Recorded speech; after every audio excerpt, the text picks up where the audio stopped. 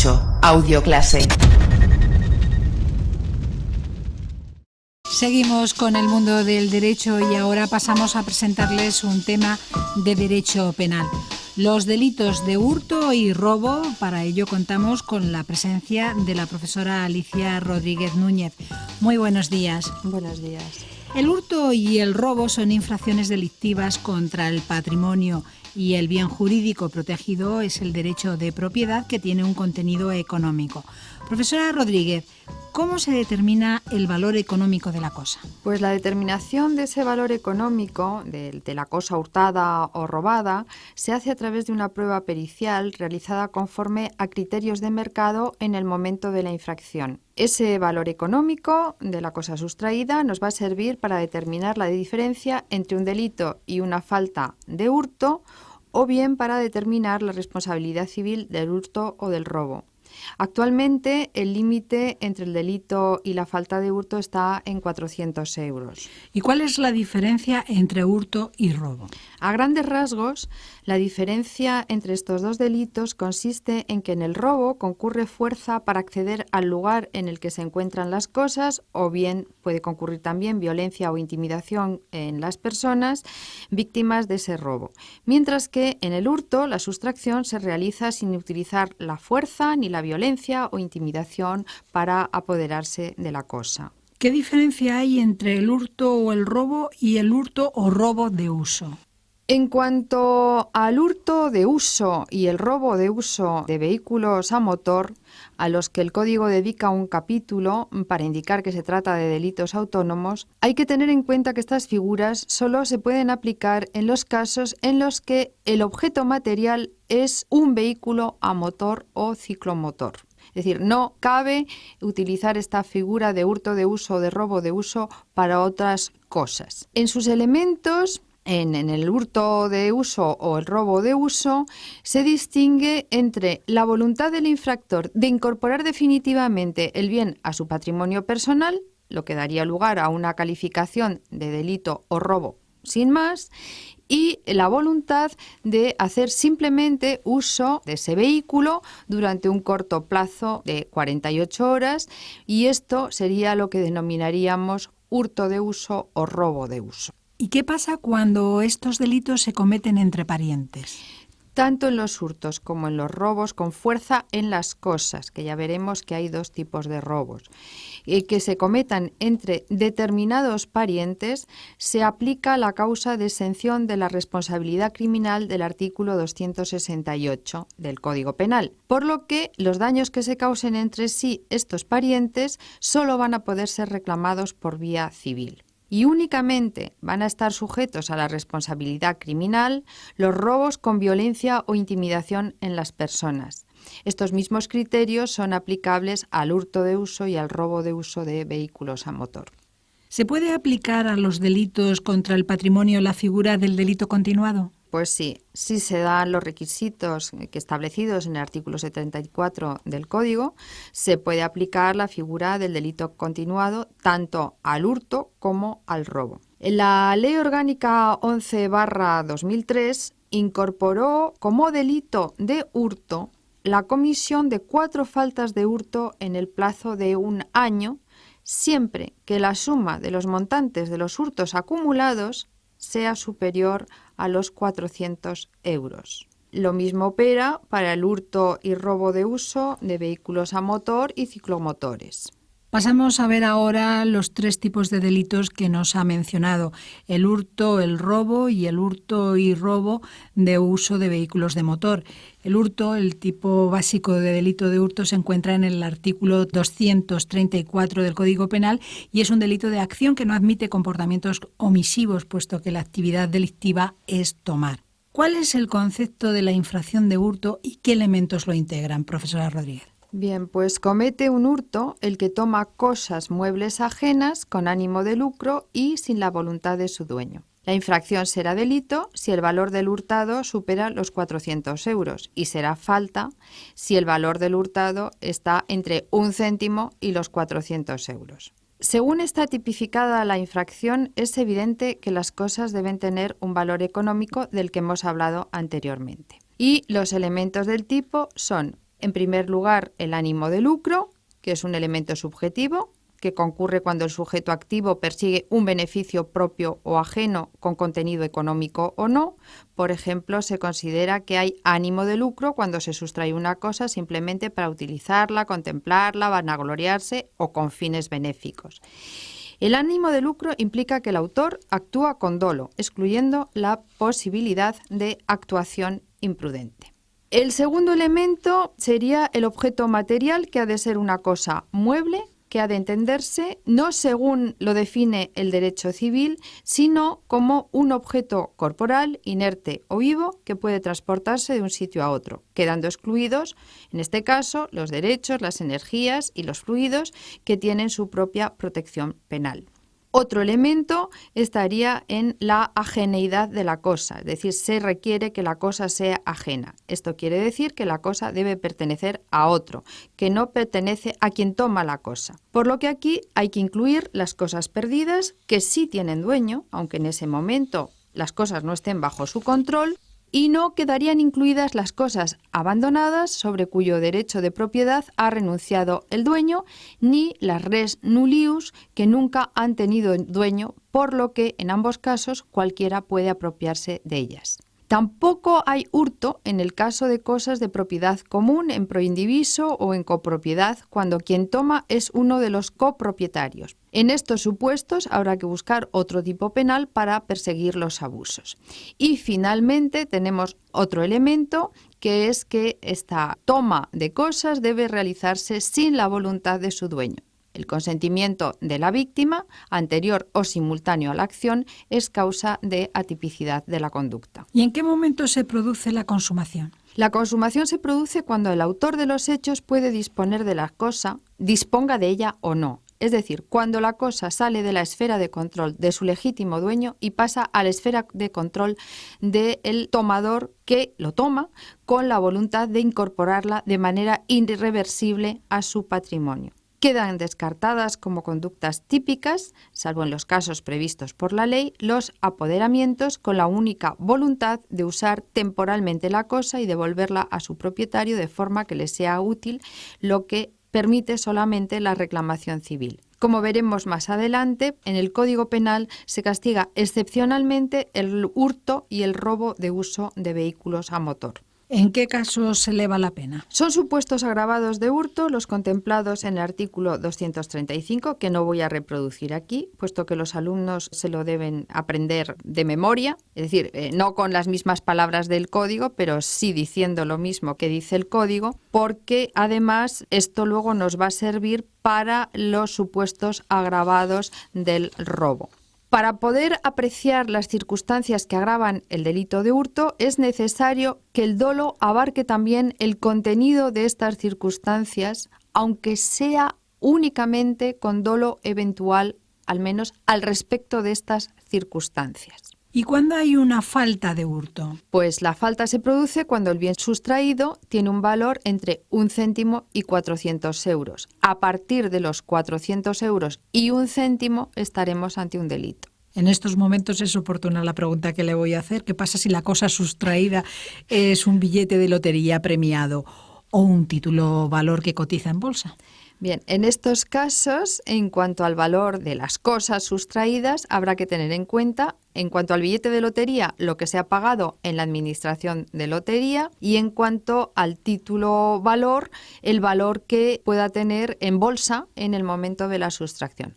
Otra cuestión es el valor de reposición que puedan haber adquirido ambas cosas. Por ejemplo, si el décimo está premiado o si la cotización del título o valor ha subido en la bolsa. Entonces, este valor de reposición solo se va a tener en cuenta a los efectos de la cuantificación de la responsabilidad civil, no a efectos de la cualificación de la actividad delictiva como delito o como falta. Hemos visto el hurto y pasemos a otro tipo de delito, el robo. ¿Cuántos tipos existen? Hay 2 tipos de robo. Los que se producen empleando fuerza en las cosas para acceder al lugar donde se encuentran, que es lo que se viene a denominar robo con fuerza, y los que se producen empleando violencia o intimidación en las personas, que es lo que se denomina robo con violencia o intimidación. En ambos casos solo existe la tipificación como delito. No existe la falta. Y en ambos casos también están castigadas la provocación, la conspiración y la proposición. La consumación, como en el hurto, tiene lugar cuando el sujeto puede disponer de la cosa. Y veamos cuál es el concepto del robo con fuerza en las cosas. Lo tenemos en el artículo 237 del Código, por supuesto, que dice que son reos del delito de robo los que, con ánimo de lucro, se apoderen de las cosas muebles ajenas, empleando fuerza en las cosas para acceder al lugar donde se encuentran. Como se puede apreciar, los elementos coinciden básicamente con el hurto, salvo la utilización de la fuerza.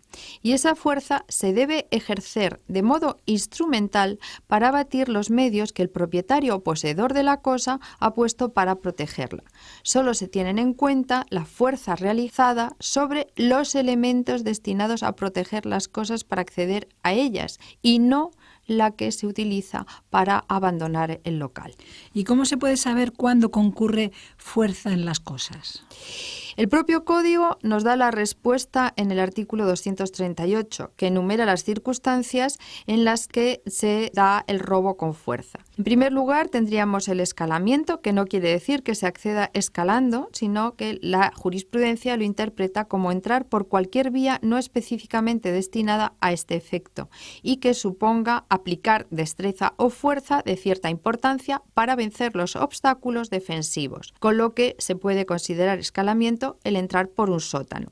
En segundo lugar, tendríamos la rotura de pared, techo o suelo o la fractura de puertas o ventanas, y aquí tendríamos como ejemplo los robos a través de un butrón. Fractura de muebles u objetos cerrados o sellados o de cerraduras o el descubrimiento de sus claves, ya sea en el lugar del robo o fuera del mismo. Y aquí tendríamos la modalidad de llevarse la caja fuerte y abrirla en un descampado, por ejemplo. También está el uso de llaves falsas.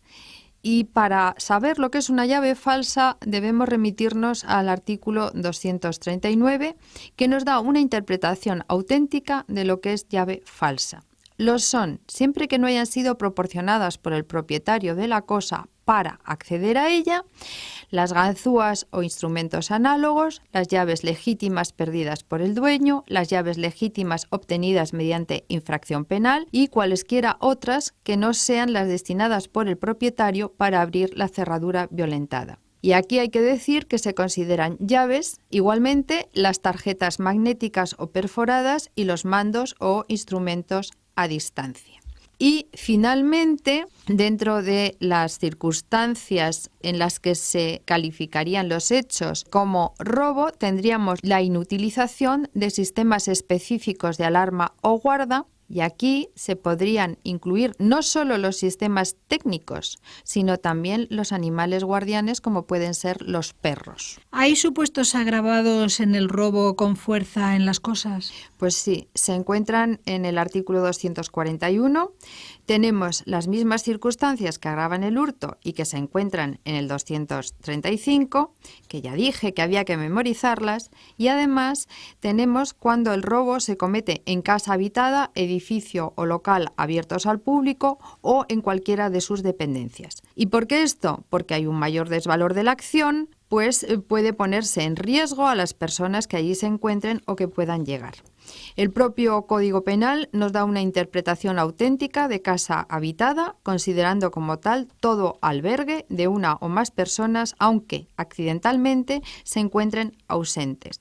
Lo mismo ocurre con las dependencias, considerando como tales patios, garajes, etc., siempre que sean sitios cercados que formen una unidad física con la casa o el edificio y estén en comunicación interior con ellos. ¿Cuáles son los elementos del robo con violencia o intimidación en las personas? Los tenemos en el artículo 237. Con ánimo de lucro, apoderarse de cosas muebles ajenas, empleando violencia o intimidación en las personas. Son formas de actuar antes de la consumación, dirigidas a doblegar la voluntad del dueño o poseedor de la cosa y a conseguir su disponibilidad. Añade el artículo 242 que los actos de violencia física, si llegan a producir daños, como pueden ser lesiones o la muerte, han de ser castigados en concurso real de delitos con el robo. ¿Hay supuestos agravados y atenuados? Hay dos tipos agravados. Cuando el delincuente hiciere uso de armas u otros medios igualmente peligrosos que llevare, sea al cometer el delito o para proteger la huida, y el otro caso es cuando el reo atacare a los que acudieren en auxilio de la víctima o a los que le persiguieren. También hay un supuesto atenuado en atención a la menor entidad de la violencia o intimidación ejercidas y valorando además las restantes circunstancias del hecho. Y pasamos al último tipo de delito, hurto y robo de uso de vehículos a motor o ciclomotor. El objeto material de la infracción es un vehículo a motor o ciclomotor ajenos. Esta figura no está prevista para otra clase de cosas. ¿Cuáles son las características de estos delitos? Se trata de un apoderamiento transitorio con la finalidad de su utilización por el culpable, que debe restituirlo directa o indirectamente al propietario o al legítimo poseedor antes de 48 horas. Si transcurren las 48 horas sin haber devuelto el vehículo, el hecho debe ser sancionado como hurto o robo. Si bien la devolución fuera de plazo puede ser tenida en cuenta como una circunstancia atenuante muy cualificada de reparación que está en el artículo 21 quinto del Código Penal.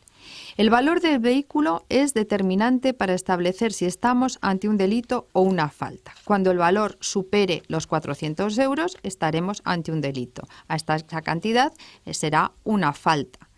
Con la excepción del robo de uso con violencia o intimidación en las personas, que siempre será considerado delito. ¿Cuál es la conducta delictiva? Se trata de sustraer o utilizar sin la debida autorización un vehículo a motor o ciclomotor ajenos sin ánimo de apropiárselo y restituyéndolo directa o indirectamente en un plazo no superior a las 48 horas.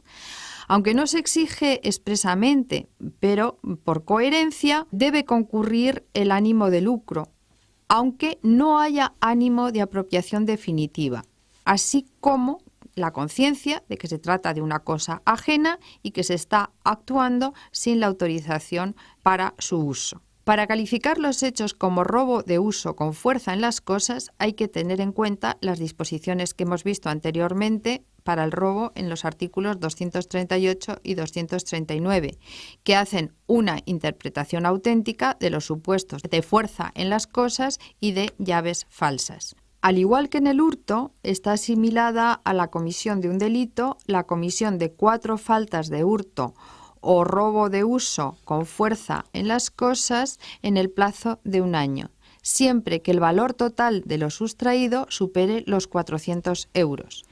Y bueno, dado que el plazo de prescripción de las faltas es de 6 meses, la aplicación de este precepto genera problemas prácticos. Y ya por último, profesora Rodríguez, ¿existe un límite de la pena? Sí, en estos casos de hurto y robo de uso, el artículo 244, en su apartado 1, al final del primer párrafo, dice que en ningún caso la pena impuesta puede ser igual o superior a la que correspondería si se apropiase definitivamente del vehículo. Pues en estos minutos hemos visto los delitos de hurto y de robo, que son delitos contra el patrimonio, con la profesora de Derecho Penal, Alicia Rodríguez Núñez. Muchísimas gracias. No hay de qué.